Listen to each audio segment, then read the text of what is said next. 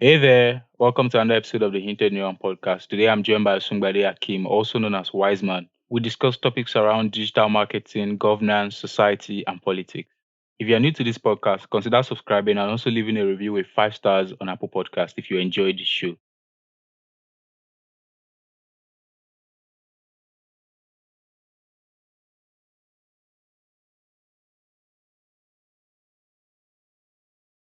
You own a digital agency, CyberCox, and I know you guys primarily target clients, foreign clients. So tell me how that has been selling and getting clients from Nigeria. Was really easy in the sense that sometimes they have trust issues and stuff like that. But it was more difficult in the beginning in the sense that you have nothing to show like a portfolio or something. But along the line, when you have worked for previous some clients, you can tag them on the page because I actually pitch with the page, the website design page and business page. So when you pitch, you take the page, you see, okay, you have worked on some similar. For example, I'm trying to target a plumber in Florida, and okay, on checking my website page, he actually said, oh, this guy works for a plumber in Florida. He would be more willing and more open to kind of giving me the job rather than when I've not worked for anyone. So it has not been so easy, but I think it's getting easier than it was in the sense that I have a possibility to just show off like, okay, you can trust me.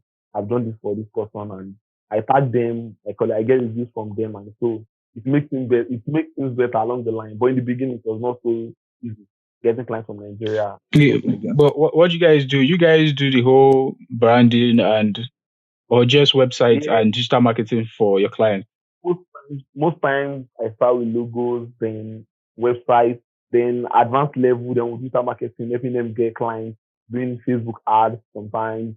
But it has mostly logos, that's branding generally, logos, business card, general branding, then websites. Then for few clients, I've done digital marketing whereby I spend on Google ads for them. I do their entire digital marketing, marketing them online, trying to help them get clients. Yeah, I have very good results for that. It's very interesting that you say that because digital marketing is like one overused, bloated term on the internet today. Like everybody's Yeah, calling themselves a digital marketer. yeah. I don't really like even associating myself with something like that because everyone digital marketer and when you say that, people look at you like one of those guys. In the real sense, you see influencers, people with 5K followers on Instagram just calling themselves digital marketer. And in the real sense, digital marketer just like the word marketing digitally. You understand? Using ads, using in the internet basically to market, get clients, get leads and stuff like that. But as you said, you are correct over bloated. So I don't really like using the term in word. Most times I prefer to use in practical, like, okay, I can get clients for you online rather than making the noise digital marketing because the word is actually overbloated, as you said, yeah. What's the difference between digital marketing and content marketing? Can we draw like a distinction between them in any way? In digital marketing and content marketing. Well, yeah, they are actually both marketing, but there is like the difference that is actually kind of clear. When you're talking of digital marketing, that is just like the word, or let me just say to explain it better, just like internet marketing. Marketing, okay, gone are the different with the traditional marketing. Like when you want to sell your product, you have to go on newspapers, all these daily people read, say around, you advertise on it. Digital marketing is like taking advantage of the internet. Okay, people use Facebook, getting your ads on Facebook. Internet is something people use more than any other thing these days. So digital marketing, like getting yourself in front of them, online, internet, content marketing. Yeah, it comes in that way too, but it's more of like using like driving finding leads or getting customers through content like creating, okay, let me cite an instance. For example, I am selling a particular product, maybe an electronic stuff, or let me say app or something like that. Let me just say a drug particularly. So I'm trying to advertise it. Instead of just running ads and just spending on ads, paying people pictures, and I can just write the content out. It could be a long content explaining, probably telling my own personal story. You understand? That's in form of the content. Then along the line, I will introduce what I'm trying to sell. Like, okay, this is what I can do. You can actually use this in so I feel personally, I feel content marketing is actually just an aspect of digital marketing. It's not something you should actually compare fully with. It's just like an aspect, like a division under digital marketing. Because digital marketing, in the real sense, not in the evaluated whatever that everyone uses around, it actually covers everything. Content marketing, email marketing, and everything. Digital marketing covers everything. So that's what Yeah, I say about that. because it's even very interesting you said like the aspect of trying to sell and get people interested in you, because right now there's so much noise and people like are like trying to filter so much. How do I get some, like, if I were into business and I need to get people interested in what I'm doing? How do I get people interested in my social media these days? Just anything I'm doing online, so that I will get people to buy, people to click the links I want them to click and all this stuff. Okay, the first thing is identifying your audience. A lot of people get it on just go on shoot off some ads and and just so you are just waste money. I call it waste money. You just burn your money, just dash Mark Yeah. Zuckerberg wherever your money. So the first thing I think, me personally, I actually work my like I there's something I actually tell people like emotional marketing. And before I go into emotional marketing, there's something I call, okay, you have to understand your market. What am I selling? What are my prospective customers? You understand? Where are they? These days, for example, talking from the Nigerian perspective, these days, for example, if you are trying to sell some kind of product, you should know, okay, I should go on IG. Facebook these days, most youth, I think, like youth of our generation, a lot for out of Facebook. I think they left Facebook for the quite younger ones and the elder ones. When you look at it, the way, like when you look at engagement you see on Facebook, on posts, on popular pages, you see Yeah, exactly.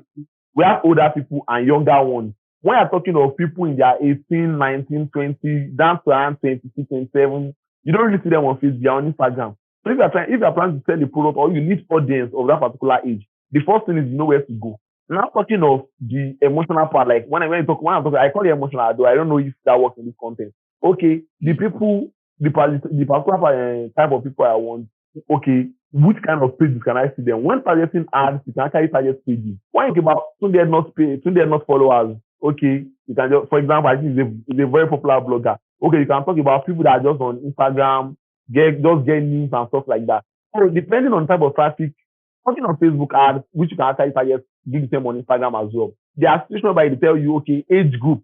Okay, I want to sell this product. Who are those that need this product? Oh, they are within this particular age group.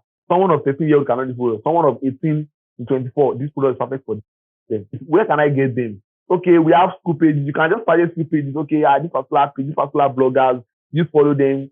We have the current BB Nigeria trend. Okay, most people that follow BB Nigeria, when you look at it, really younger ones and youth kind of. So people that really we use hashtag, we use a lot of people that actually interact. When you are running ads, particularly when you are running your ads on Facebook, not from Instagram. Running from Instagram, it doesn't give you access to a lot of, you understand. But when you are running on Facebook using Facebook Manager, you are able to go deep down and you are able to target some kind of crazy things. People that have interacted with some particular hashtags, okay, you are trying to target students from University of Lagos. When you go on University of Lagos hashtag on Instagram, you see thousands of people, thousands of posts. People that have actually engaged with those posts. There is a way you could actually tag them. So depending on the type of audience you need, the first thing you have to study your audience and you have to know where they are.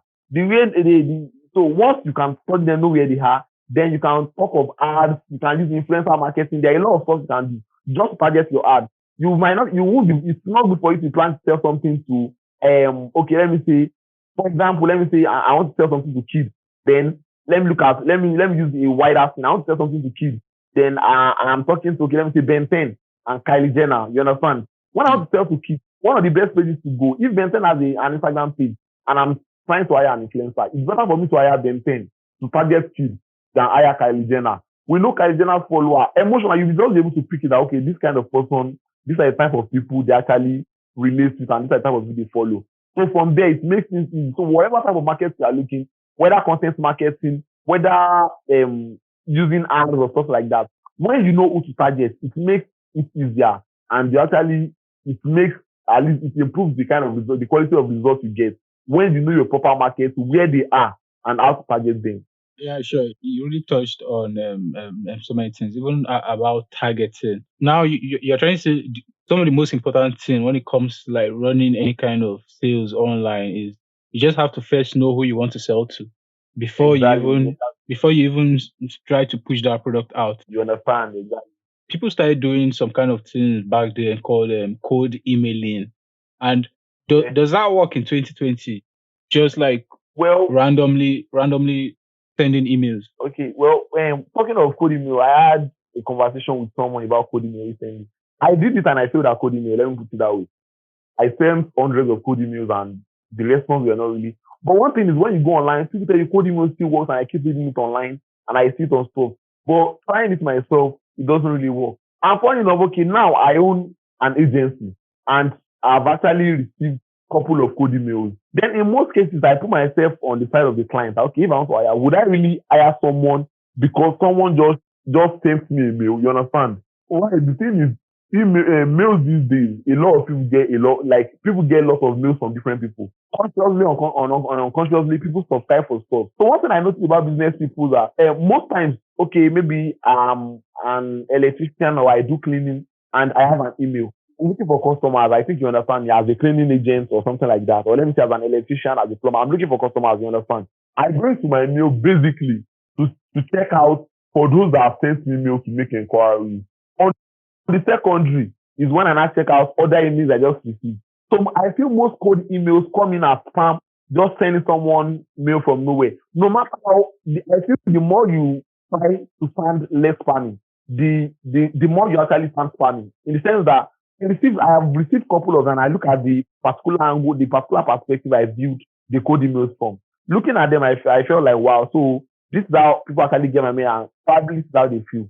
I'm always on the lookout for important email where people are hiring me and stuff like that. Except for cold email works except on rare occasion, whereby the person has something like that in mind.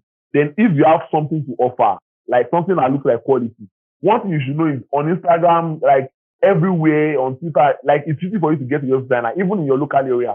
So except you have something very good, something special you have probably are packaging with your own website design service or whatever you are pitching through code email. Yeah, yeah. You Is understand? that Most yeah, yeah. people see your mail as spam and just hit it. So it's just like that really.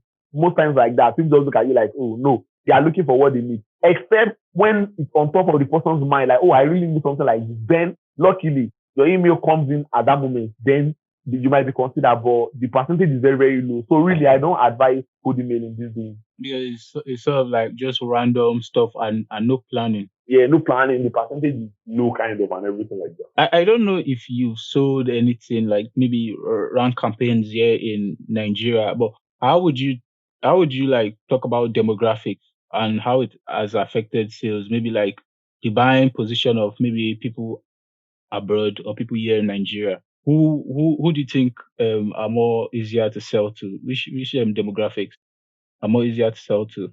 I prefer to sell to foreign people. Well, and I'll be speaking from my own perspective in this situation, you understand? Well, personally, okay, I Mm, do, as I said earlier, I do website development, branding, and stuff like that, data marketing. The first thing I understand is talking of demography. When I'm talking of people from this part of the world, talking of Africa, Nigeria, most people are still not exposed to the goods that are actually attached to digital marketing, like marketing online. A lot of people, when you see big brands, they still be a lot of them still believe in traditional marketing. Let's do advertorials and stuff like that.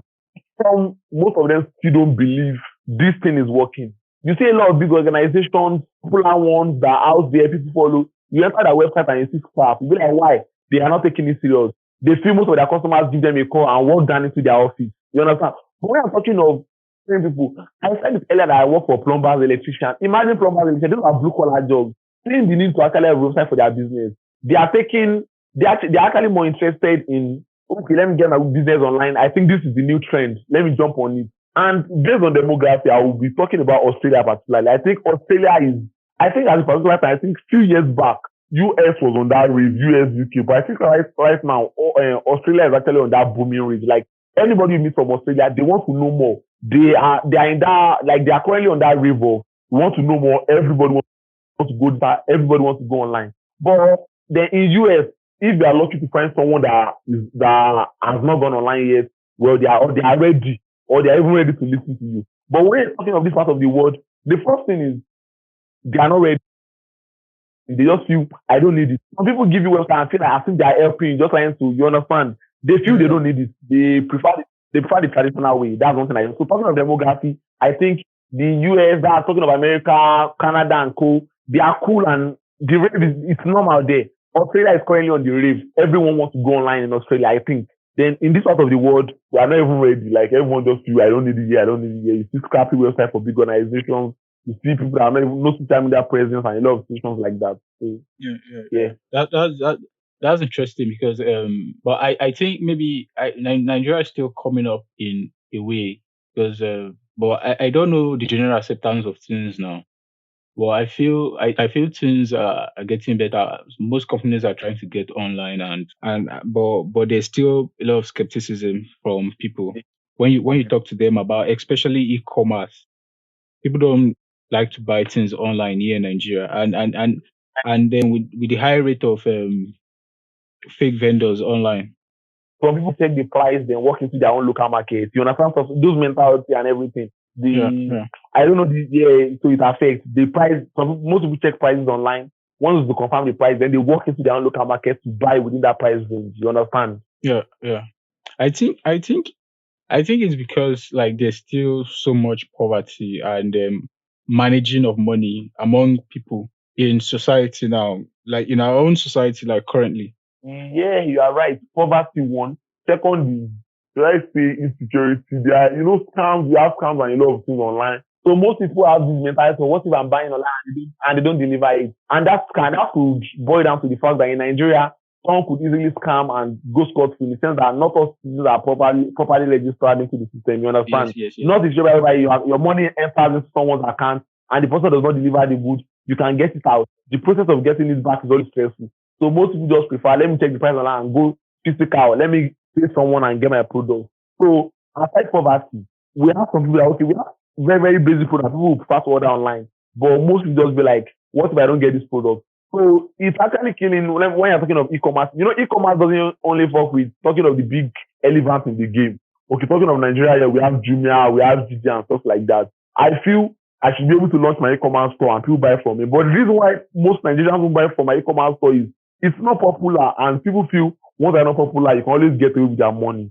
Let's even like draw back now and talk about society in like for our own age group and like because if we wanted to talk about poverty and how to go about it in any way, like maybe like trying to solve it because things can work out if more people are focused on building wealth. And I don't actually see that most times in our own age group because people are always because we've talked about this before. Like people are always drawn to this quick way that doesn't really last. This referral and money pyramid schemes. Yeah, you are very, very correct on that. Yeah, it goes in two ways. I think I had a conversation with someone just this evening. I was like, okay, I gained admission into AU about 4 years ago. And I was like, on getting admission, those on campus that we actually respect are those doing innovative stuff. Oh, this guy is a blogger. Oh, this guy is a website developer. Oh, this guy is a PR. Oh, this guy is a stuff. You understand? But looking at Mm. my environment now, talking of building environment, we have nothing like that again. We have no writers. We have nothing.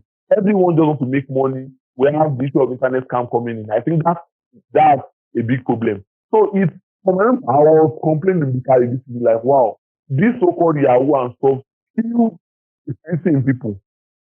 When you're being nice, but also, it takes a while to build stuff. I hope you agree with me. When Yeah, you're sure. building something very, it takes a while. But when you're doing stuff and everyone, in a way, in one way or the other, we need this support from friends and family and let them feel like, oh, you are doing something serious. But when you're doing something and in the first year you're not making money, you have your friends telling you, bro, you're wasting your life, you're wasting your time, you understand stuff like that. In as much as you can actually build resistance towards them, it goes a long way in affecting your mindset and your mentality towards where you're working. Like, what if this doesn't work out? We are still young, as you said, people of our age group, you understand? I think right now we should be innovative, find out of trying to create wealth for ourselves than trying to gather through means. That's where people fall for all these 2,000 naira, collect 10,000 naira. Why not? They can't even think of I'm paying 2,000 naira. One is how do I think someone will pay me 1,000% interest without me working or anything? People don't agree that money is equal to value equal to money. Okay, I said I'm a website developer. I'll develop a website, brother. How much are you paying? Oh, that is the value. I'm offering a value. But people don't believe value is equal to money again. One, internet scam. You can just start someone up online, do one or two things, and you cash out, collect details, and you understand stuff like that. Yeah. Secondly, all these schemes and stuff like people just feel everyone is looking for a fast way to wealth. And they are very, very short-term stuff. By the time they pay two people, they can't pay two again, they close the scheme, they make money and they move on to the next one. Another one comes out, people do again. People, the crazy part of it is feeling creativity in youth. Like I was just talking of 4 years when I was running away. I used to know a lot of people. But this guy is journalist, you know, this apply yes. Then we do have competition between the person of inside campus news agencies. Because I'm quite political. So once in a while I actually Yeah. read dailies. The sort of Yeah. students I saw campus then that were competing with blogs who I own this blog, I own this blog. When I read dailies now, I read the full news, checking down, I see their name there. Wow, I'm proud of them. Like, wow, this guy made this here. You see them writing on Tribune, The Nation, stuff like that. But now, presently, this current generation, you see 16-year-old boys, they're not ready to think anything. They're not ready to think about anything. They're not ready to create wealth, not ready to do anything. What they want is, let me just get this money within 6 months. You understand that kind of thing? So the Yeah. thing is Sure. actually killing, it's killing innovation. Oh, well, I actually feel it's a two-way thing. The few people that are actually innovative in this generation, I feel it's kind of a less competitive market for them. And they have more people to hire in future, I think, because something of the current generation, especially in the last 1, 2, 3, in the last two, not even up to the last 2 years, it has been like creativity has dropped. That creativity is not appreciated. And no matter we are humans, wherever we do at least, we need this appreciation. We need someone to keep us going, motivation from people.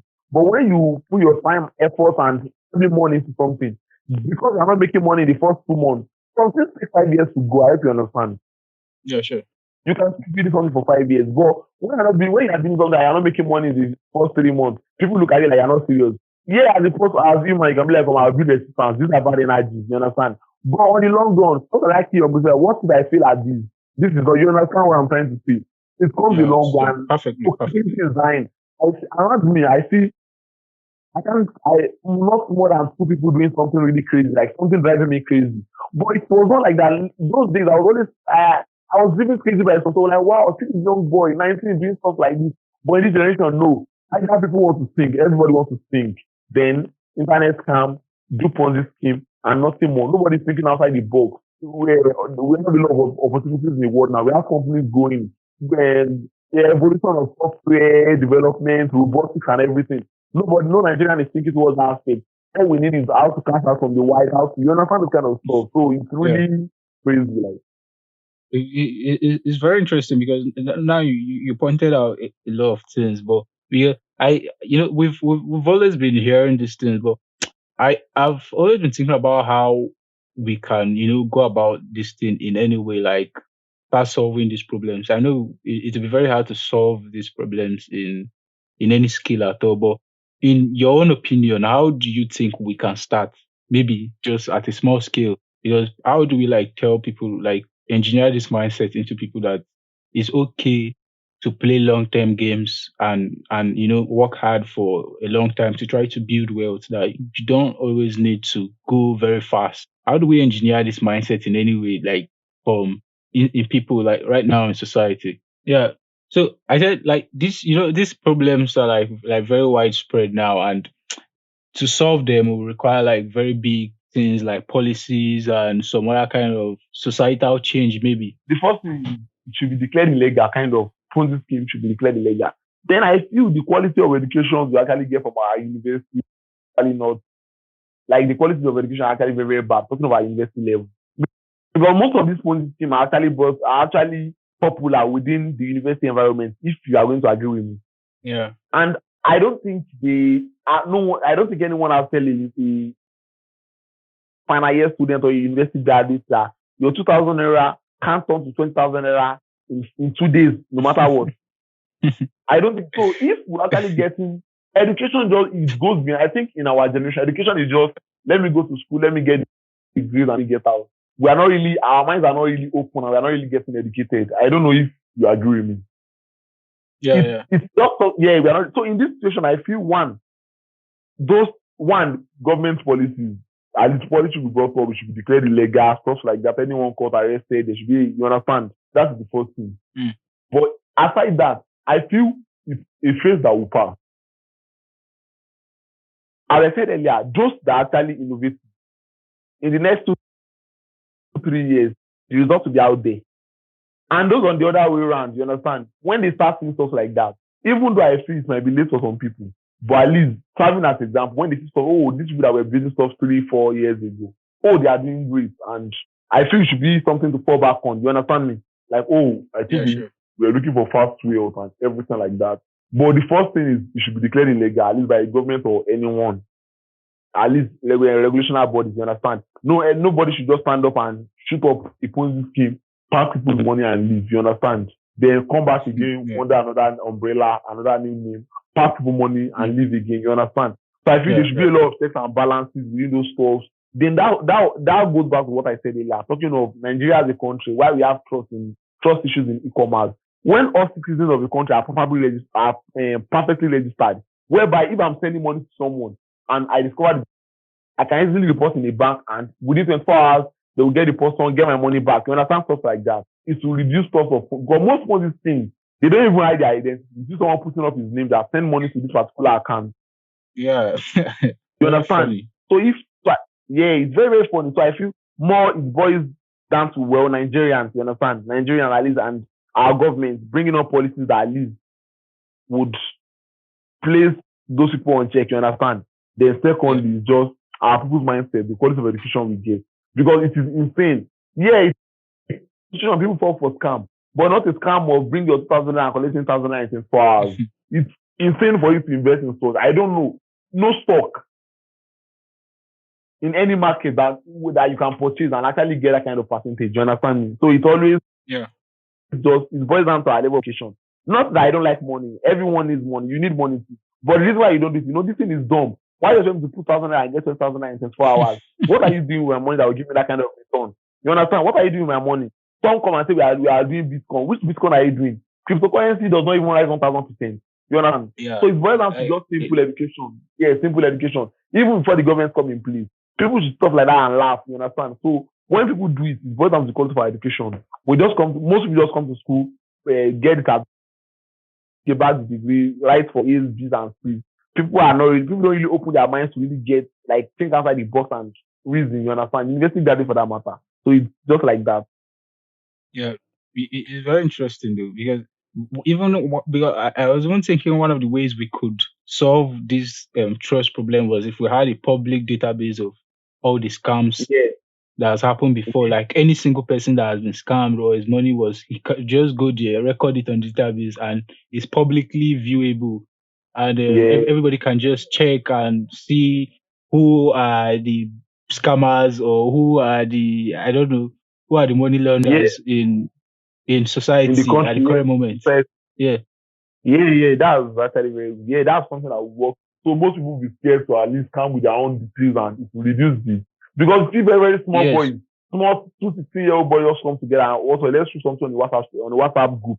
A simple WhatsApp group, they use for all these policies things now. WhatsApp group, they are bringing someone and then 500 naira. Very, very petty stuff. And they are very, very annoying because if the university graduate and so investing in such things, then coming out later to shout at the Yeah. So that's you talk about like education and like quality of education. What do you think that there's like maybe anything that should be taught in schools that isn't at the moment? Maybe at low level or maybe high levels maybe in the university. Or what do you think there's this particular thing that should be taught but is not taught in the universities or schools? Okay, well, I don't know the particular where I don't know under the particular subject or course I could actually fit it in. You understand? But I just feel if reasoning, should I call it reasoning? If or I don't know, should I call it logic or something?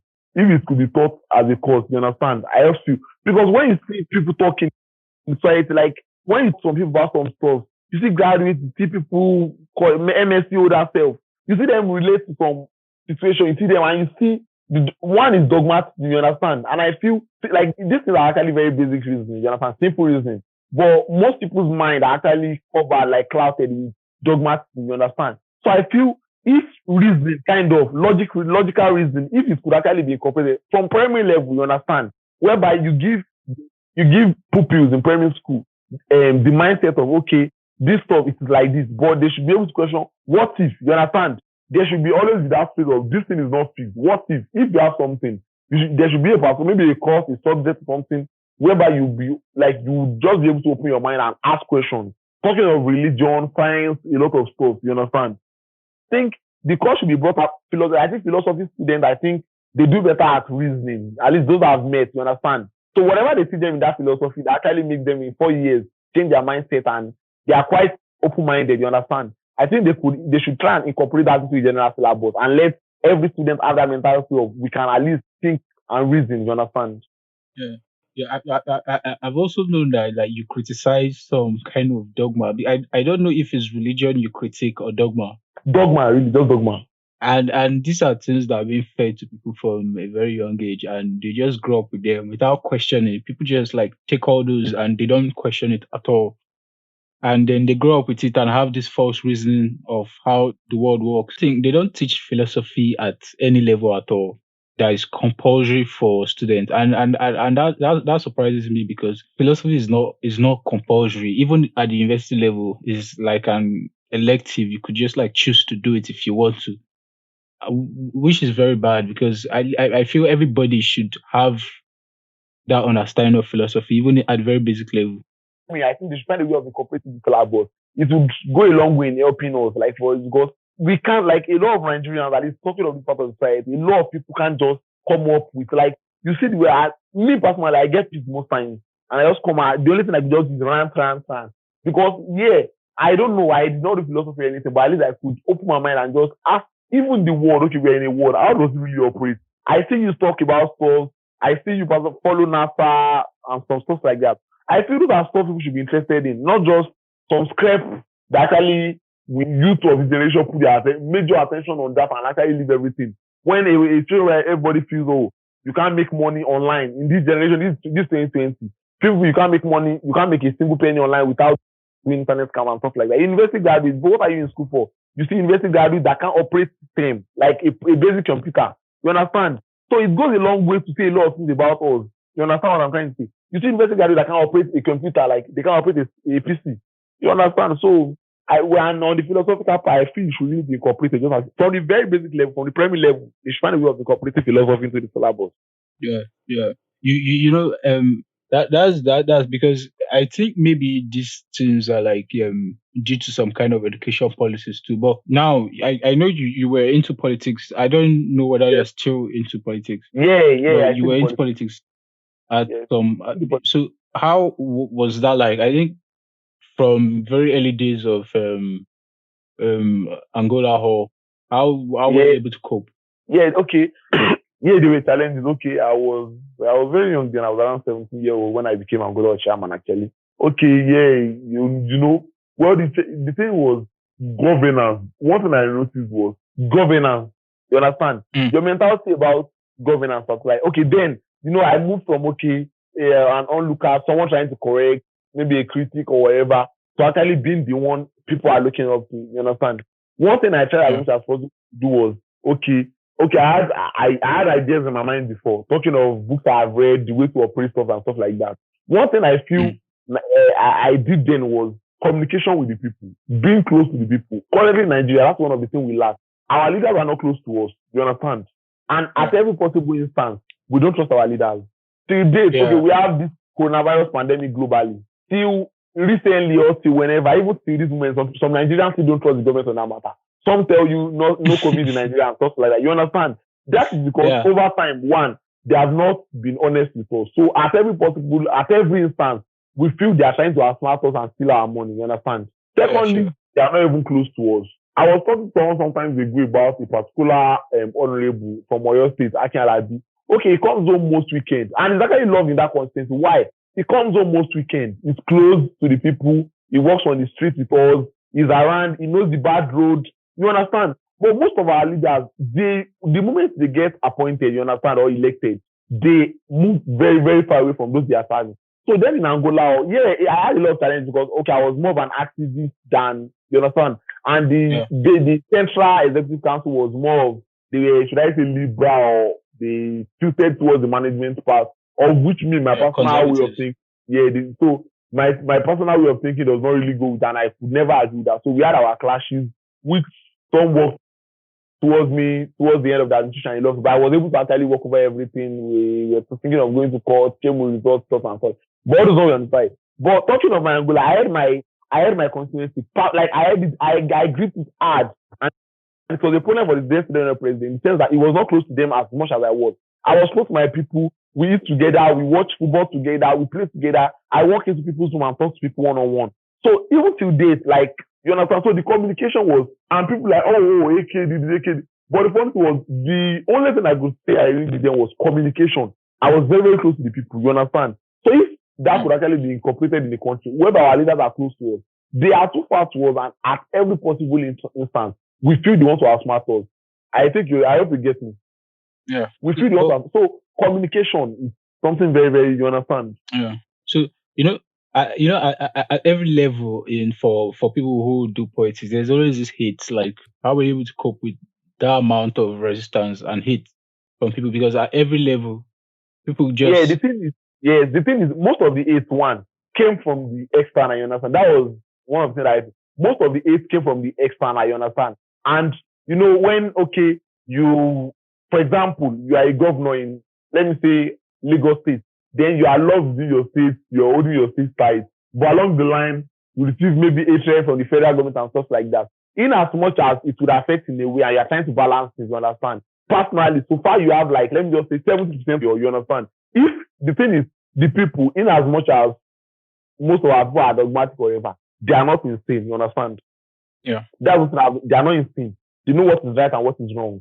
At least to the basic level, everyone knows what's right and what is wrong. So if you are doing something and you feel those that are actually hating you are much than those that actually love you, I feel the person should review what he or she is doing, you understand, in that particular position, because it doesn't happen that way. So in that situation, the hate came from people, but when the love was more than the hate, I was comfortable and I felt good with everything. Along the line, I was just trying to convert most of the hate to love. How? Through communication. When people hate you and you communicate with them, they tend to just either fake or real love. One comes in. You understand? So the only thing I did was trying to convert the hate to love. Either a fake one or a real one, but a love comes in. That is, when you communicate with people that hate you, love comes in. Could be a real one or a fake one, but love comes in. So that was the only thing I could do then. Yeah, that's really interesting. But okay, if you right now, if you were like in this big position of power whereby you had so much power and control, you could control a lot of things and move and set big policies, what do you think you would do?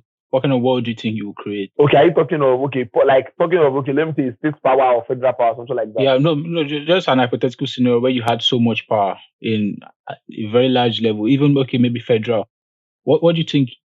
What kind of world do you think you would have created or would do? Okay, well, personally, let me talk about from my own personal point of view.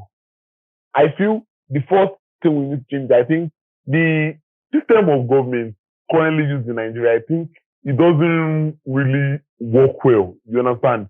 So that's one of the first things I would actually be moving. If I have this power, like as I said, the system of government, particularly used in the country, is not something I feel can work in this kind of our country. It avoids corruption and a lot of other stuff. We should be coming to a more transparent, you understand, a more transparent type of mode of operation, talking of the government, talking of system of government, you understand, whereby everyone, at least to the most local environment, everyone is represented. Look at your environment. If you have a problem, do you know who to work to? Very few environment know their councillor or they call it councillor, know their councillor or whatever. So there should be a kind of government whereby per street or something like that, everyone has a representation, you understand? So in that way, a lot of people will feel represented in government. So the first thing is, one, police reform. I feel police reform is highly needed. Police reform, one. Second is making sure at all levels, everyone feels represented in the government. So even smaller than the local government level. So the first thing is and like I said earlier when we were talking about that market, the first thing in this situation is to identify the problem. What are the problems people are facing? You understand? And talking about the problems people are facing, one is when you can identify the problem. By identifying the problem, you have to reach the grassroots. And as someone at the federal level, reaching the grassroots would not be very, very easy. What you have to make sure people are duly represented at every level. Police reform, then you understand?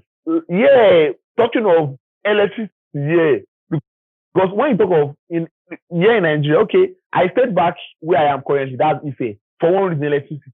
I feel electricity could actually boost innovation, you understand? Could actually boost innovation. Because talking of in particular, when I'm somewhere where I have light and stuff like that, my spirit is always up, I want to do stuff, pick up my system, do stuff like that, you understand? But in the absence of light, factories, a lot of stuff cannot operate.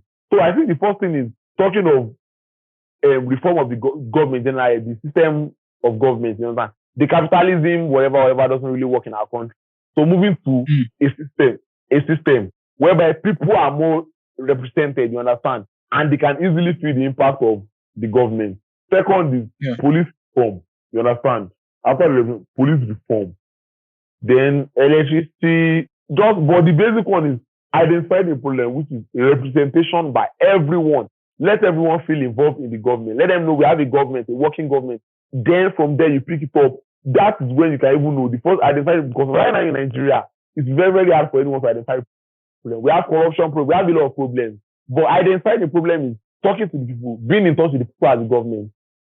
And that's what I have to about That's interesting. Though I still feel like if we had like some kind of capitalism, then it could foster innovation in a way whereby anybody that had like the capacity to improve most things, maybe like electricity. Now, if I had an idea of how to improve it, it means I could just spin up a company and then start doing that. Well, in our own current society, they might kill you with so much tax and all those things, and then that company will never see the light of the day. Yeah. So like just as you said, when I'm talking of moving away from capitalism, I would say moving to socialism, because I think that's like the what I'm not talking of capitalism, socialism, you understand? I'm thinking of like a kind of mixed economy, you understand? Whereby people can still come up with their own ideas and find their own business, you understand? But in a way, not totally, you understand? Yeah, currently not totally like whereby the government has their own, you understand, startups and everything in operation too. But the citizens that have the ability or ideas to improve the living condition of the people, you know, the welfare condition of the people, can actually come up with something, whatever they have, and you understand, get started to. That's not moving to a situation where the government control everything, you understand? Because right now, talking of Nigeria as a nation, without the government controlling everything, we can't even move. We are not even moving anywhere. We keep moving backwards. Now thinking of when the government tries to control everything, it won't really work, you understand?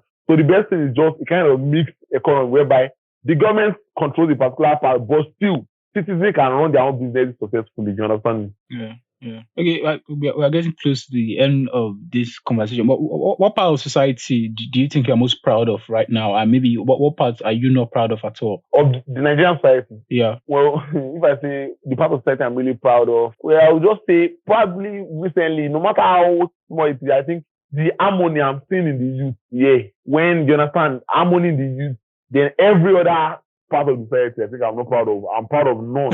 Aside the harmony I'm seeing in youth, at least when we have issues, we have youth, even though the youth are not doing enough. They say that we love to just talk on social media and just forget it. You understand? I feel youth need to stand. The set of people we have in government now, the cabals, the old ones, they will govern this country 50 years back, you understand? And they are still the one in power.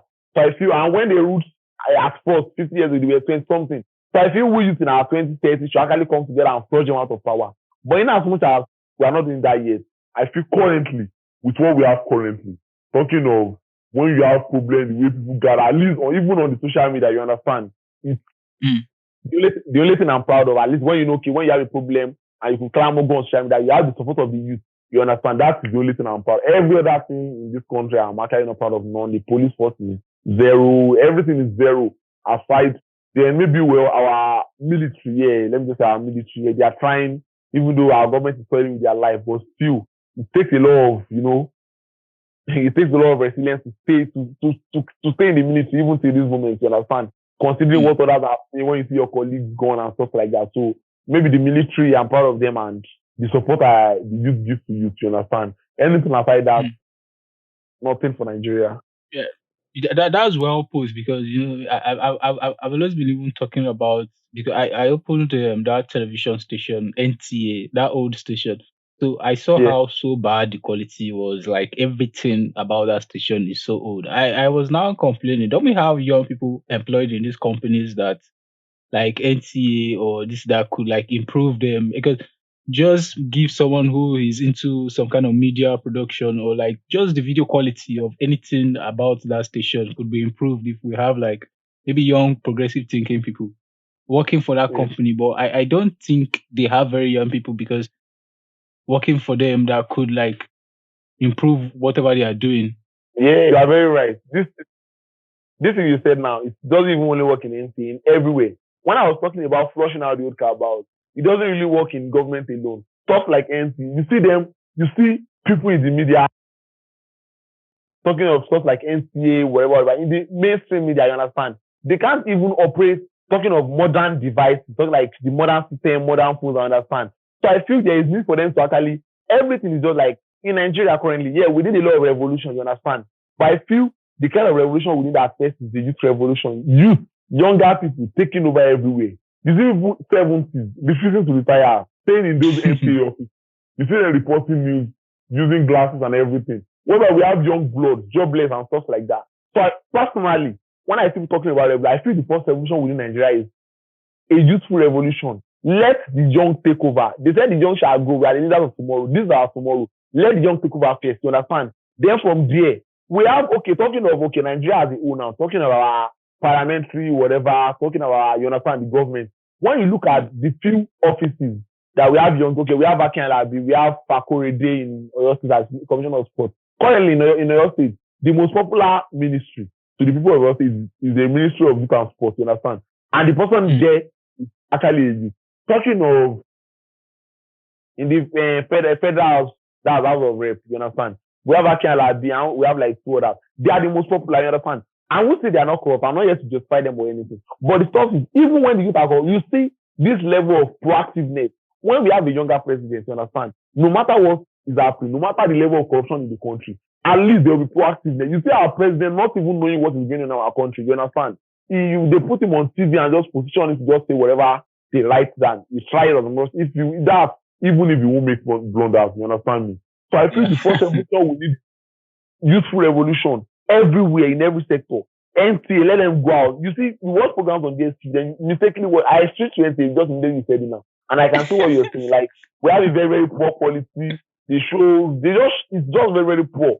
Even new channels come, let them just upgrade. But they won't upgrade because they don't even know it. We have very, very old papas and mamas in those of refusing to retire, you understand? Where we have young blood that did mass comm, educated, that could do crazy things, that could do magic. They refuse to employ them because they don't want to do service. So the first thing, we need a youthful revolution. Let the youth take over everywhere, you understand? Then let's now see. From there we can move. So that's the first revolution, a youthful revolution everywhere. In government offices, those in government offices, they have nothing to do again these days. The evolution of technology is actually rendering a lot of them useless. You understand? So they need youth that can operate technology. You understand? A lot of things. So I think the first revolution is a youthful revolution in every aspect. Talking of the NCA, talking of government, talking of our startups, everything. Generally, a youthful revolution. That's what I have to feel about. Yeah, that's well put. I noticed you had a new book coming out the other time about digital marketing. I don't know what your progress on that is. Okay, yeah, the book is actually ready, but I was feeling on one I have another book coming out with the pandemic. You have to take advantage of situations, you understand? Yeah. You have to take advantage of situations to when that was what I call emotional marketing. Yeah. If you are planning to put out a particular content, you understand, then something happens. This is like a global disaster, you understand?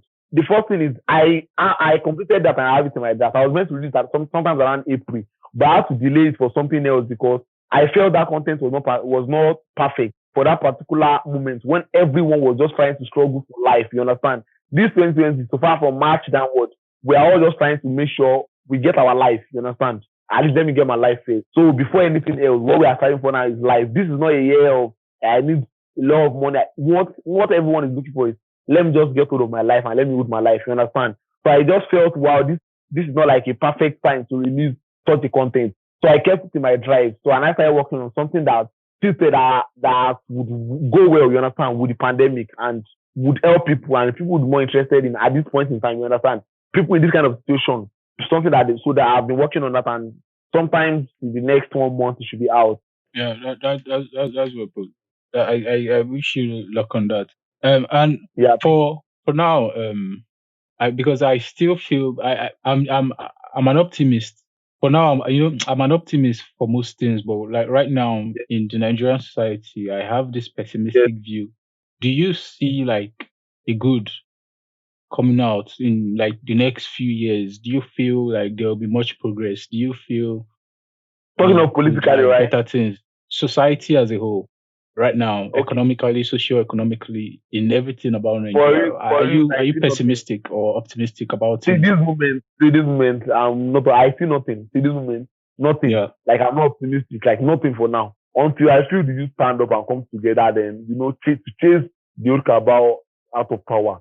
I feel there is nothing. Like right now, everything keeps getting bad, and everyone just keep trying to survive for their life and stuff like that. I feel nothing. I'm not optimistic about anything in Nigeria for now. That's still that's the, I mean I wouldn't blame you. So do you have anything to say now? I would put you on the spotlight now. You just say something, last words for people that will be listening. Anything at all? Okay, I feel this podcast, I feel based on the project today, I feel more used to be listening to this podcast. So we're in as much as we are wherever we are, I just feel youth. I know most of the people that will be listening to this are youth. So youth particularly, I feel we just need to come together if we want a better life for ourselves and for the coming generation. Our in this our generation, I think it's still bearable, even though it's bad and everything, but we could still survive if we are not careful. It will be very disastrous for the coming generation. And in order to fight for them, I feel we need to come together, and at least take this old cabal out of power, a youthful revolution. And aside that, I feel youth, I am saying at this point that everyone should put their eyes, like, to look out, you understand? There are a lot of Mm. opportunities online beyond internet scanning, Ponzi schemes, and all that. We have a lot of opportunities online rather than scamming, Ponzi, and all that. So just be on the lookout, learn. Google is your friend. That's one word I use. GIYF.com. Google is your friend. And Google has every information you need, you understand, in any skill you are trying to learn or anything.